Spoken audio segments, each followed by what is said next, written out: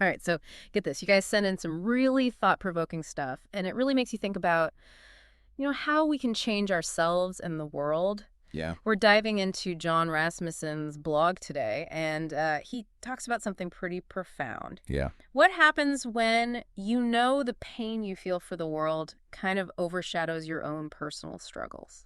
It's interesting because Rasmussen's not like just some armchair philosopher. Right, right. He's actually worked with some big names in healing and spirituality. Yeah.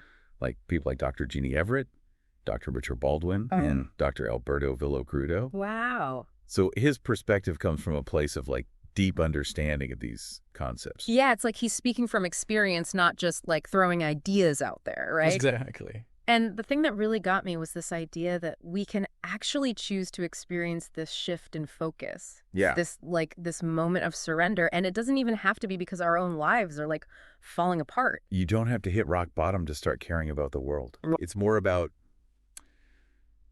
like consciously putting global well-being at the front of your mind. Yeah. It's like saying, okay, Yeah. my problems we need to address this bigger issue first. And that kind of leads us to this idea of the world being upside down, which Rasmussen talks about. Right. What do you think he means by that?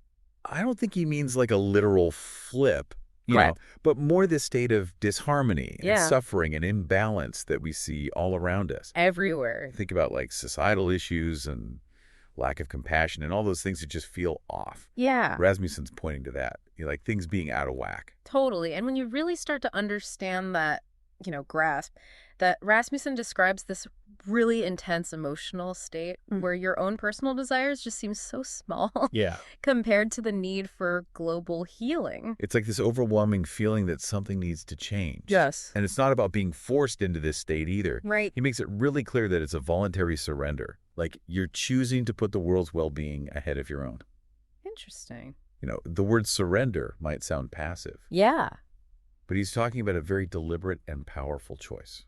So it's not about giving up. It's more like consciously putting something else first. Exactly. Okay. I like that. And then he kind of takes this a step further with like a call to action, right? Mm-hmm. It's not enough to just feel this way. He wants us to actually do something about it. He's urging us to like actively create this moment of surrender and prayer. Wow. He even suggests that we literally cry out for help, Really? even if it's just for one specific thing you'd like to see improved in the world. Like imagine feeling so strongly about something Yeah. that you feel compelled to like cry out for change. Have you ever felt that way? And it doesn't have to be this huge sweeping change. Right. It could be something small, something close to your heart. Okay. The point is to tap into that deep yearning for a better world. He even quotes Dr. Alberto Villacrudo, who said, "When the world is healed, you are healed." Mm-hmm. That's pretty powerful. It really makes you think about how personal and global well-being are connected. Yeah. They're not separate things. Right. It suggests that by healing the world, we might actually be healing ourselves. That's a fascinating idea. Yeah. So you might think, after that intense feeling, you'd have to do something big and dramatic. But Rasmussen says that's not really it. You're right. He actually says that we shouldn't expect some crazy revelation or a sudden like flash of insight. Oh, okay. So no like parting of the clouds or anything. Exactly. He says the answer, the guidance we need might be found in everyday life.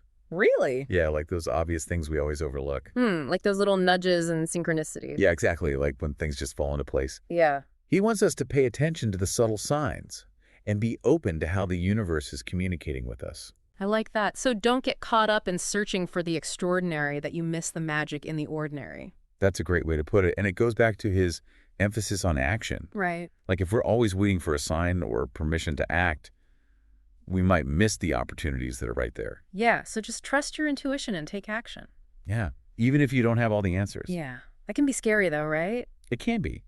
But Rasmussen believes that deep intention and taking action is how we unlock our true power. He even says it can make even the simplest words and tasks impactful.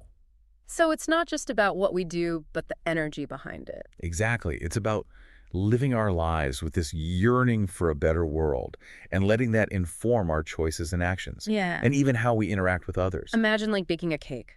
Okay. You could just follow the recipe, or you could really put your heart into it. Right. The cake might taste the same, but the energy's different. I love that analogy. And when we act from a place of compassion, wanting to make things better, that energy resonates outwards. Yeah, it's like we become conduits for this transformative energy. Exactly. And that brings us back to Rasmussen's core message that we all have this power to tap into compassion and make the world better. The challenge is choosing to do that. Yeah.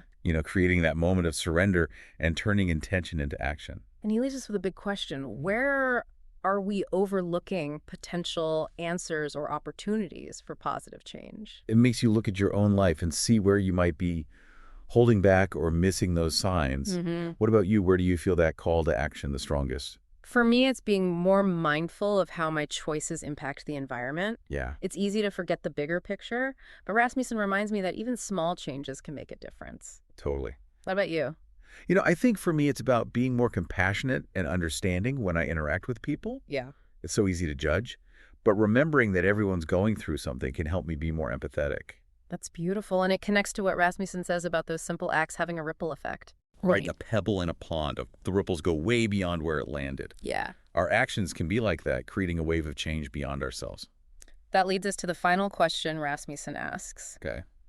What simple act can you do today to make that vision of a better world a reality? It's a personal question, but it connects us to this larger desire for change. Yeah. And it reminds us that we don't have to wait for a grand opportunity to make a difference. Every choice we make can help us create that healed world. So it's like we need to change how we see things, see the world through, compassion and possibility. Yeah, like not ignoring the problems, but facing them with a different energy. Yeah, and that energy, that can be contagious, right? Totally. Like when we act from a place of compassion, wanting to make things better, Yeah. it inspires other people to do the same. Think about the people who really inspire you, like the ones who make you want to be a better person. Yeah. They have that energy, that belief in a better world. It's like their actions speak louder than words. Yeah, they're living proof that we can align our intentions with our actions. And Rasmussen says we don't have to be perfect or super enlightened. Right. It's about showing up as best we can and doing what we feel called to do. I'm glad he said that because sometimes I think you need to be a saint to make a difference. Yeah. But it's really about intention more than perfection. Yeah. He gets it. Yeah. We might not always understand how our actions fit into the big picture, Yeah. but we got to trust the process and keep going, keep taking those small steps. So don't let the fear of not knowing everything stop you from taking action. Exactly. I like that. And sometimes we get caught up looking for a big sign, Yeah. but maybe the guidance we need is already right there. He says don't focus too much on those dramatic signs or revelations. Okay. The guidance we need might be in the ordinary. So be present. Pay attention to those subtle signs and trust your intuition. Exactly. Cultivate that openness and let something bigger guide you. And it all starts with that surrender, putting aside our own pain and prioritizing the world, like taking a step back and saying, what's really important here? It's a powerful choice that can change our lives and the lives of so many others. So as we wrap up this deep dive, I want you all to think about what really resonated with you from Rasmussen's message. What would you cry out to have changed or healed in the world? And what simple act can you do today to make that vision a reality? Remember, even the smallest things done with a good heart can make a big difference.